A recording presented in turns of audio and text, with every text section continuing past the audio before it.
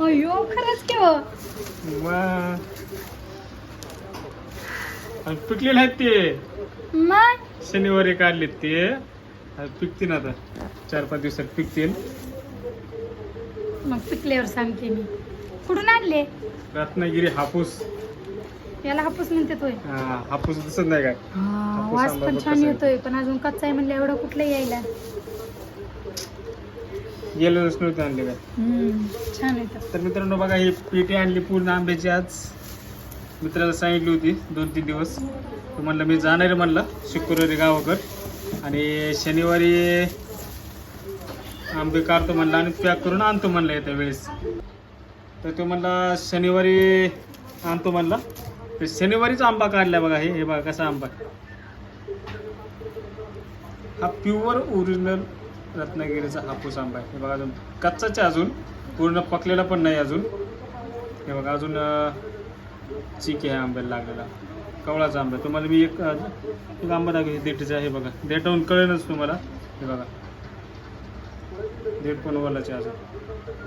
जे आत्ताच शनिवारीच काढलेत आणि रविवारी पॅक केलेत आणि काल आणले होते त्यांनी. तर आज आणलेत मी जाऊन त्याकडून. आता हे 4-5 दिवसात आंबे पिकतील सगळे आपले. हे बघा कसेच हे डेट बघा कसं आहे मित्रांनो. आंबे आंबे लय बायको नाव ठेवती ती मला.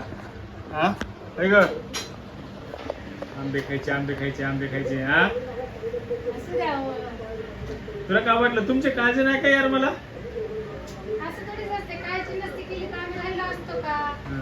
मला काळजी आहे. कावा काय करणार तुम्हाला सगळं कळतंय.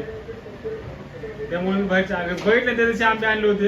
1 किलो आंबे आणले होते. किती खाल्ले त्यातले? सडून गेले सडून आंबे.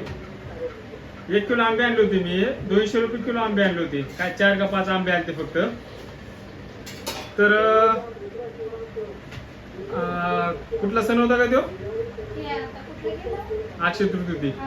त्याच दिवशी आणले होते. त्याच दिवशी आणले होते आणि त्या दिवशी पुरणपोळ्या स्वयंपाक केला आणि रस केला. तर दुसऱ्या दिवशी ठेवले ते, कोणी खाल्ले नाही रस. आदल्या दिवशी रस खाल्ला म्हणून. तिसऱ्या दिवशी आंबे असे सडून गेले सडून.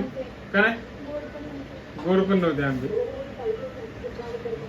व पैशासारखे पैसे द्यायचे आणि माल एवढा खराब निघाला असं तुळतुळ वाटत. त्यामुळे 2 पैसे जास्त जण द्यायचे पण लेट आणायचे पण थेट आणायचे. थेट करायचे. नादच करायचा खायचा कारण. तर अशाच प्रकारे आता हे आंब्याचे पीठ आता 2-3 दिवसात किंवा 4-5 दिवसात विकणं जातं. त्या टायमाला पण तुम्हाला व्हिडिओ काढून दाखवीन. तर चला मित्रांनो, कसा वाटला हापूस आंबा? आणि जे रोडला तुम्ही हापूस हापूस म्हणून खातात ते कर्नाटक केरळ त्या साईडचे हापूस आंबे असते. चला मित्रांनो, व्हिडिओ कसा वाटला नक्की लाईक शेअर कमेंट करायला विसरू नका आणि आमच्या चॅनलला सबस्क्राईब करायला विसरू नका. चला मित्रांनो, बाय.